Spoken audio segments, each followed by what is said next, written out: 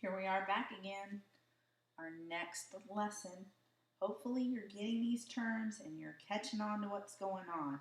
So last time we actually took our drawing of a plant cell, and hopefully you remembered some of the things that I said about it. And we are going to now record our functions. So you have a second page. I'm going to just flip mine back so you can see it. We're going to start with, let's start with surprise number one. Number one, cytoplasm. And remember, the cytoplasm is a jelly-like substance that supports, protects, and moves the organelles. In a school, kind of like the hallways.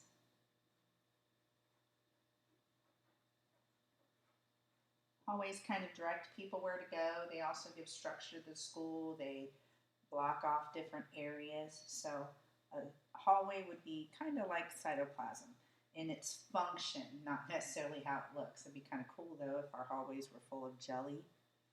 Well, maybe not. It'd be a little sticky probably. Anyway, number two is called a vacuole. And the vacuole in a plant stores large amounts of food in the form of sugar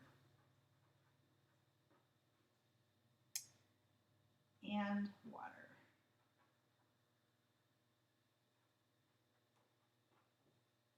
The difference here is large amounts. In an animal cell, we don't need to store large amounts because an animal can go out and eat a plant, or it can go and eat another animal to get energy.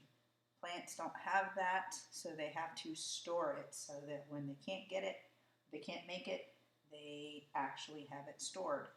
That's going to be, remember Mr. Osborne down there in the basement has some storage rooms or closets.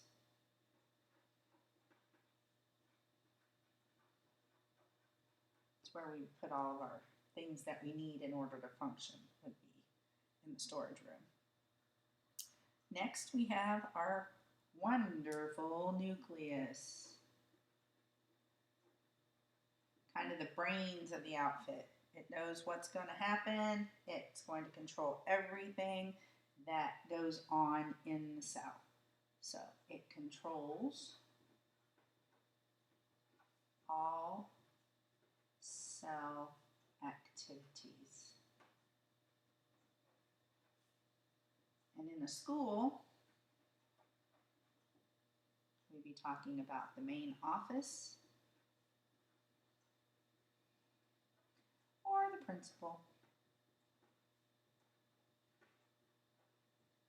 So when you're thinking about these cell organelles, you need to think about how your school functions. What are the parts of the school that make it actually work?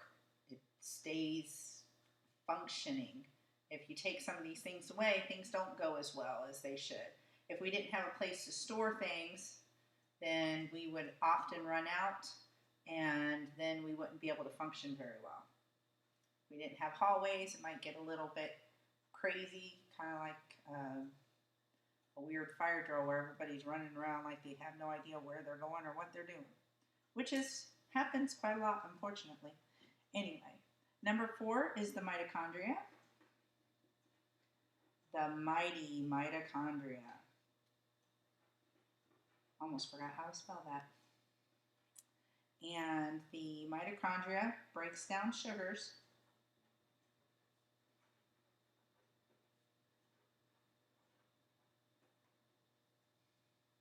It's also called glucose.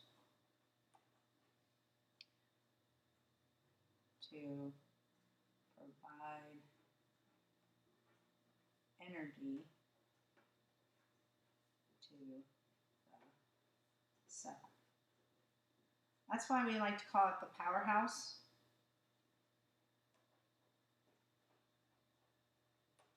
It's kind of like an electricity generating station where the coal is burned and that energy is used to create electricity. And most of us would not function very well if we did not have electricity. In a school, I hope you remember this from the animal cell, we're going to say the cafeteria, or even our cooks, lunch ladies. The mitochondria is very, very important. You can't just take the sunlight and have energy. There's a lot of stuff that has to go on in between in order to make that energy so that the cell can survive. Number 5 is our first one that is not found in an animal cell at all, and that is the chloroplast. Chloroplast sounds like chlorophyll, and chlorophyll is green, and it's actually what is inside of the chloroplast. So if you know that chlorophyll is what makes leaves green, then you hopefully can remember what chloroplasts are. Chloroplasts use energy from the sun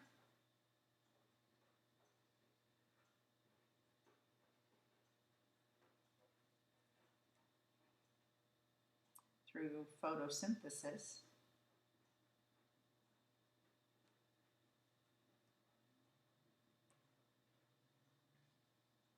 to make food.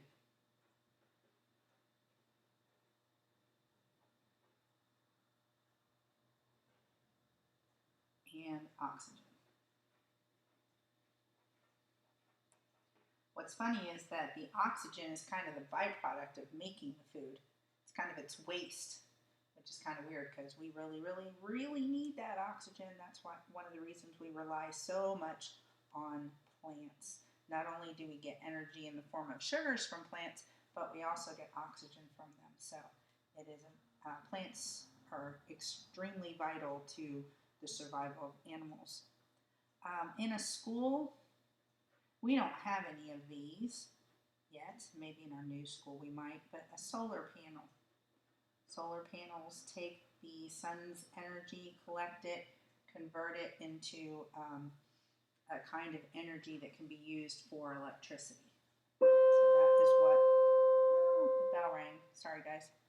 I'm in here on Sunday. Actually, that was the bell for the end of the day, so, but I won't be leaving anytime soon.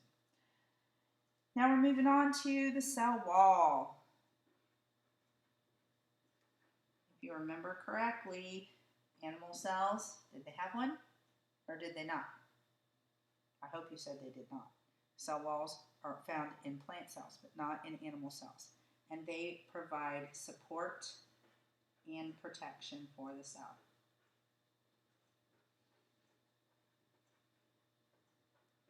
This might be a but in a school, you'd be talking about the walls.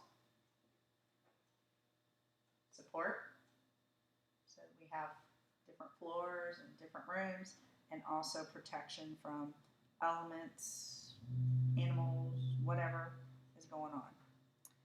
Last but not least, very important part is the cell membrane.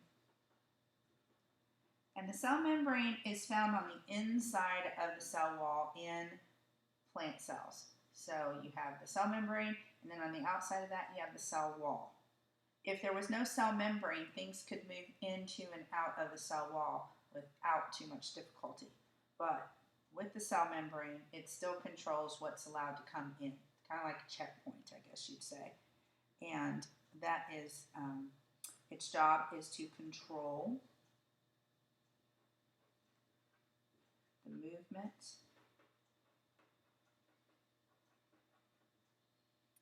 of materials in and out of the cell. And in our school,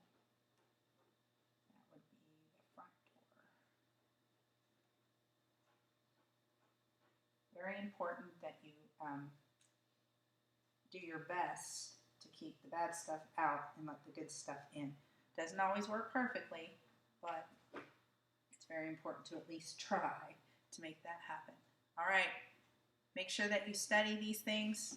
It's very important that you know them.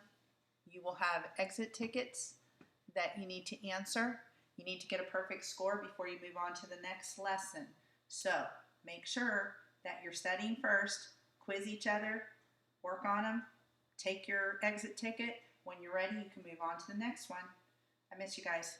See you later.